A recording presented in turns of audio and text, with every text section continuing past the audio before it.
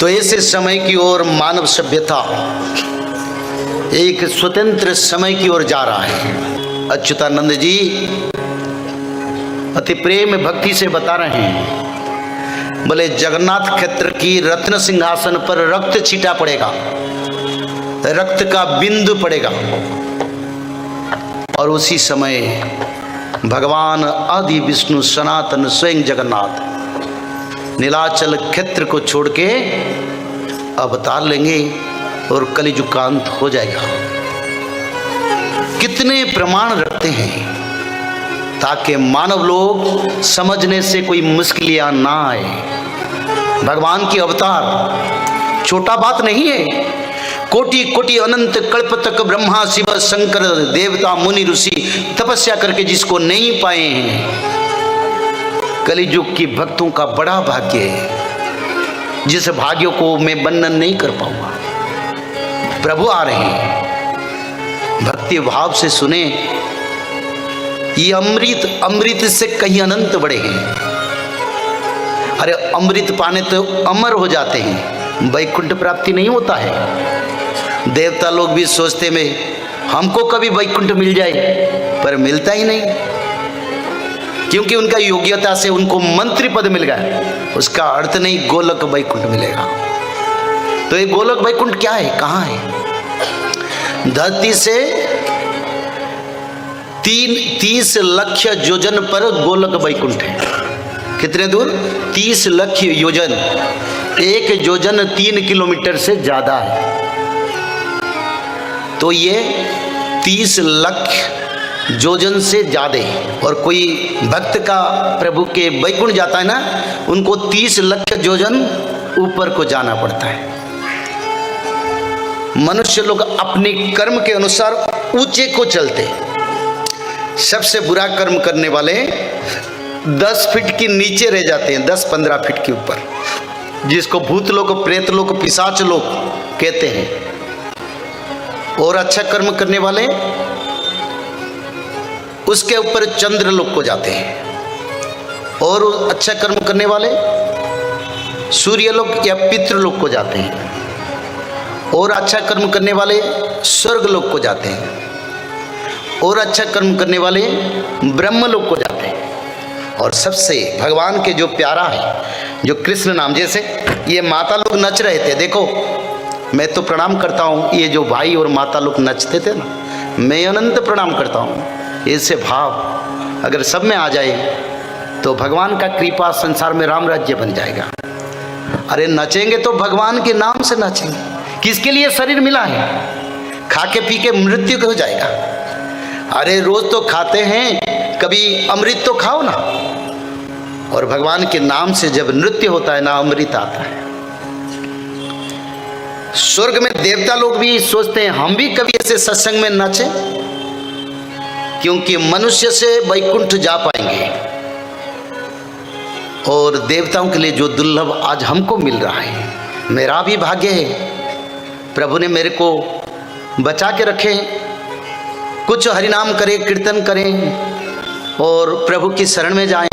ये जीवन को, मेरे को जन्म होने की कोई इच्छा नहीं है कभी, क्योंकि मानव जीवन में क्या है? रोज दुख और रोज परिताप, रोज सुख, और दुख का अंत नहीं, सुख का अंत नहीं, तो कभी समांतराल यानी कभी शांति नहीं है। हर रविवार लोग जाते हैं घूमने के लिए। हर फंक्शन महोत्सव में लोग अपने आप को बनाते हैं, ड्रेस, अच्छा ड्रेस बनाते हैं, अपने आप को सजाते हैं। पर वो कई 1-2 साल में एक बार आता है, 1-2 दिन आनंद लगता है, फिर घर में आके बैठ जाते हैं। वो शांति सदियों के लिए नहीं मिलता है। और आजकल तो लोग जन्मदिन अच्छे आनंद में पालन करते हैं। अरे जन्मदिन तो मृत्यु की ओर जा रहा है, तो मैं जन्मदिन को पालन करता नहीं। हर दिन एक दिन हमारा आयु कट जाता है। 365 दिन में एक साल चल गया। मानो हमने 60 साल के लिए आए हैं, तो 60 साल से 1 साल चल गया, तो खुशी का क्या कारण है? भगवान को भजो, भागवत जी पढ़ो, त्रिकाल संध्या करो, तब 60 साल का उम्र कभी 70 साल भी बन जाएगा। और केक कट के बैठते हैं, नया ड्रेस पहन के, अरे मृत्यु समय पर भी नया ड्रेस पहना जाता है।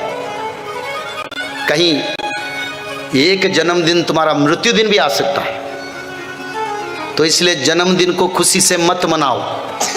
जन्मदिन के भागवत जी पढ़ो, दान धर्म छोटा मोटा जितना सामर्थ्य उतना करो, भगवान नाम भजन करो, और भक्त लोगों को बुला के थोड़ा खीर खिलाओ, क्योंकि मेरे के लिए शुभ बन जाए। आडंबर मत करो।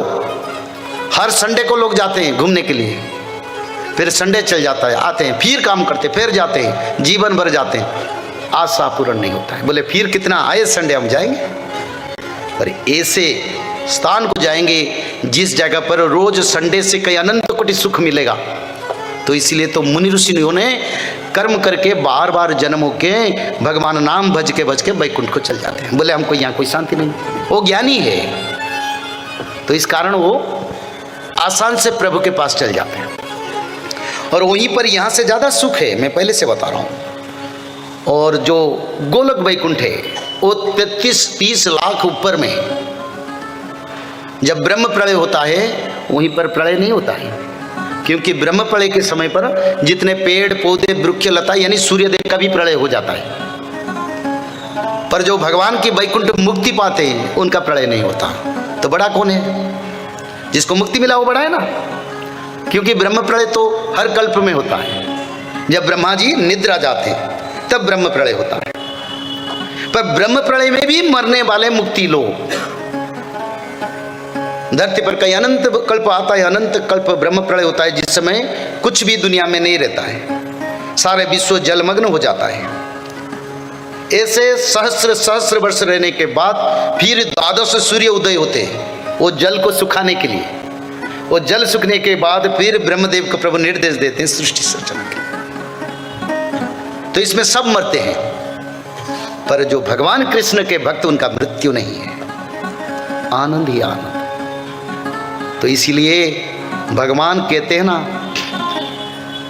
मेरे पास लौटा हो, मैं तुमको लेने के लिए इंतजार है, पर तुम माया में भटके समय को बर्बाद कर लेता है। तो ऐसे समय पर हमको सोचना चाहिए, प्रभु आ रहे हैं, भगवान कल्कि का कैसे स्वागत करेंगे। अपना घर में कौन कौन भगवान कल्कि का भजन करते हैं? हाथ उठाइए। जो लोग नहीं करते आज से करें। बोले प्रभु आप भी आए और हमको थोड़ा कृपा करें, क्योंकि आप अभी राजा बनने वाले हैं, हम सभी आपका प्रजा बनने वाले। हमारा आपकी कृपा होगा तो हमको भाग्य मिल जाएगा।